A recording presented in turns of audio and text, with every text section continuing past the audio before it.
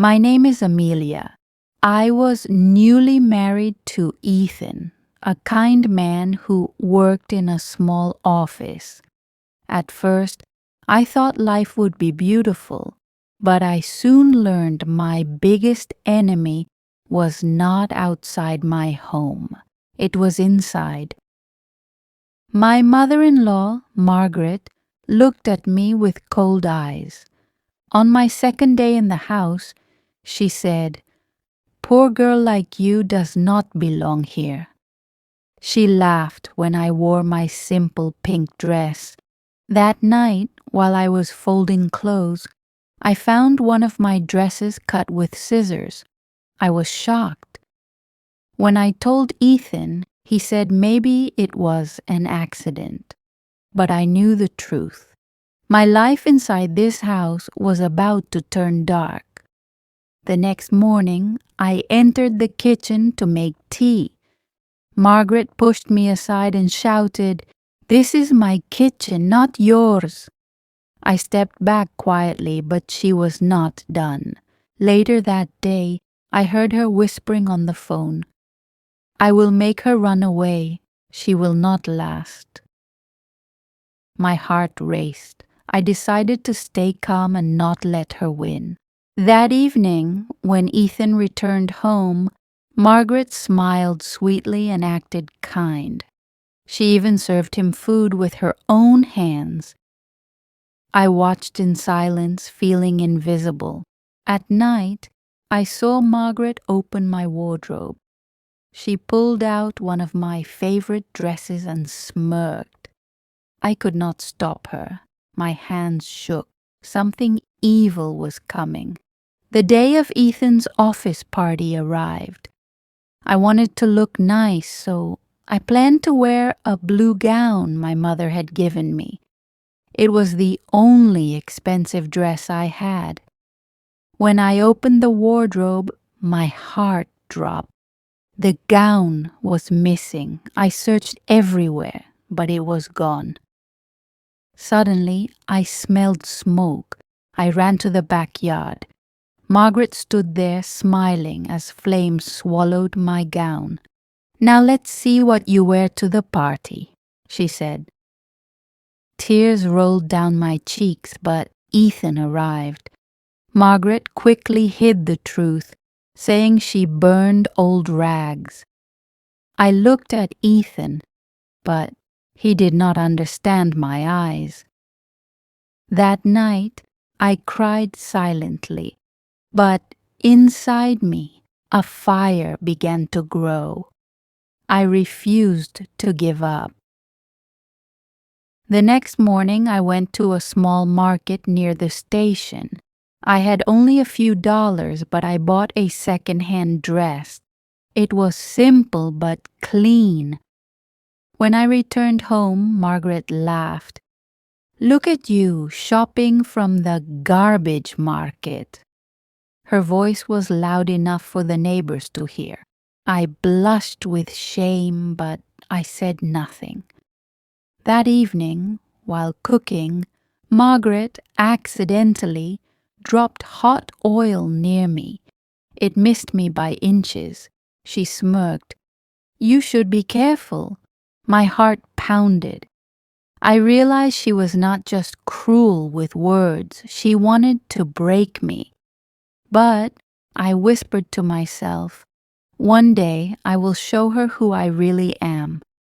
Days passed, and the tension grew.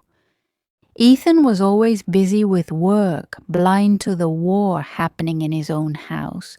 One afternoon, Margaret invited her rich friends. She told them loudly, "My son married a poor girl. She owns nothing but cheap rags." Her friends laughed. I stood in the corner holding a tray of tea, feeling like a servant. Suddenly, one of the women said, "But she has pretty eyes." Margaret replied, "Pretty eyes cannot buy silk." Everyone laughed again. I held my tears and smiled politely. Later, when they left, I went to my room and wrote in my diary, She burns my clothes, but one day I will return in clothes brighter than fire. One evening, Ethan and I were invited to a wedding. I had nothing new to wear. Margaret pretended to care, saying, "Don't worry, you can wear one of my old dresses." She gave me a faded green gown with holes. I felt humiliated but had no choice. At the wedding, people stared. Some whispered, "Is she wearing rags?" My cheeks burned. Ethan noticed but said nothing. When we returned home, Margaret laughed. "You looked perfect for the trash can." That night I prayed for strength. I promised myself that the next time I faced her insults, I would not cry. I would rise.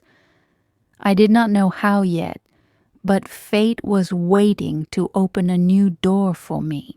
The turning point came one morning when I found a letter in the mailbox. It was from my old school friend Clara. She invited me to a small women's group that supported each other to learn new skills and start businesses. My heart jumped. I wanted to go, but I knew Margaret would never allow it. So I told her I was visiting a cousin. She gave me a suspicious look, but said nothing. When I reached Clara, I saw women working with fabrics, designing dresses, and even selling them online. I felt hope for the first time in weeks. Clara hugged me and said, "Amelia, you are not weak. You can become stronger than her." My journey of revenge had just begun. At Clara's group, I learned sewing and design. I touched fabrics with shaky hands, but slowly my skill grew. One day, I designed a red dress. Clara said, "This looks royal." I smiled for the first time in months. Soon, I started helping the group sell clothes. We earned little money, but for me it was big. I secretly kept my savings in a box under the bed. At home, Margaret mocked me. "You sneak out like a thief." I ignored her. When Ethan asked, I said, "I'm helping Clara with family work." He nodded without question. Margaret didn't know I was preparing my own crown. Every stitch I made was a step toward my revenge. One stormy night, while Margaret slept, I worked on a dress by candlelight. Suddenly she entered my room. She saw the fabric and shouted, "So this is where your cheap money goes." She grabbed the cloth, but I held it tight. For the first time I looked into her eyes and said, "This is mine." She slapped me hard, but I did not cry. Ethan came running, asking, "What's happening?" Margaret quickly lied. "She wastes money on useless things." Ethan sighed, tired from work, and walked away. I sat with swollen cheeks but burning spirit. That night, I whispered to myself, "She burned my clothes. I will return burning with glory." Weeks passed, and my designs improved. At one event organized by Clara's group, I wore a dress I made myself. People admired it. A local boutique owner approached me and said, "You have talent. Can I buy your designs?" My heart raced. I agreed. Soon my designs were in her shop. Money started coming in. I hid it carefully, waiting for the right moment. One evening, Margaret saw me smiling and mocked. "Why so happy, poor girl? "Did you find coins on the street?" I just smiled back, holding my secret close. She did not know that her daughter-in-law was slowly building an empire out of ashes. The day of Ethan's company dinner came. Margaret proudly dressed herself in gold, ready to shine. She told me, "You can stay home. No one wants to see you in rags." I quietly nodded, but inside I had other plans. That evening, after Margaret and Ethan left, I opened my hidden box. Inside was a dress I had designed with weeks of love. A shining blue gown, smooth as water. I wore it with trembling hands. My reflection shocked me. I looked like a queen. With Clara's help, I reached the hotel where the dinner was held. When I entered, whispers filled the hall. People turned. No one recognized the poor girl in rags anymore. Ethan's eyes widened as he saw me. "Amelia," he whispered, stunned. Margaret froze, her smile vanishing. She stammered, "What are you doing here?" I walked gracefully, head high. People complimented my gown. The company director even asked, "Who designed this masterpiece?" I said softly, "I did." Margaret's face turned pale. Ethan looked between us, confused. At that moment, I realized something.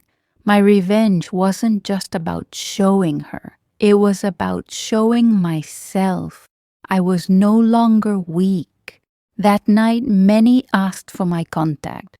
They wanted more gowns. I knew then my mother-in-law could burn my past, but she could not touch my future. The next morning, Margaret was furious. She shouted, "How dare you humiliate me in front of everyone?" I calmly placed a pile of money on the table. "This is from my work," I said. Ethan's jaw dropped. Margaret's eyes burned with jealousy. "You think you are rich now?" she hissed. I looked at her and said, "No, I think I am free." Ethan finally saw the truth. He hugged me and said, "I'm proud of you." Margaret stormed into her room, slamming the door. For the first time, I felt stronger than her. My journey was not finished, but I had finally won the first battle. Weeks later, my boutique business grew. I rented a small shop with Clara. Customers came daily. My name spread in the town. One afternoon, Margaret entered the shop secretly. She touched one of the gowns and whispered, "Beautiful." When she saw me, she quickly said, "These are not so special." But her eyes betrayed her. I smiled politely. That evening, Ethan told me, "Mother is changing. She knows now you are stronger." Still, I didn't forget the fire she had started. I wasn't cruel, but I wanted her to understand. No one can destroy a woman who knows her worth. Months later, I organized a fashion show with Clara's group. Lights, music, and gowns filled the hall. When I walked on stage, people clapped loudly. In the front row, Ethan stood proud, and beside him, Margaret sat quietly, unable to hide her shock. I wore a gown brighter than the flame she once used to destroy my clothes. I walked with my head high like a queen. At the end, I said to the crowd, "They burned my dresses, but not my dreams. The hall echoed with applause. That night I went home, looked at Margaret, and said softly, "Thank you. Your fire gave me my crown." And that is how the woman who tried to break me watched me walk back into her house dressed like a queen. She thought fire could destroy me, but instead, it made me shine brighter. My story shows that no matter how people try to push you down, you can rise higher. If this story touched your heart, click like now, share it with a friend who needs courage, and don't forget to subscribe to Glorious English, where stories teach you life and English together, because the next story might change your life too.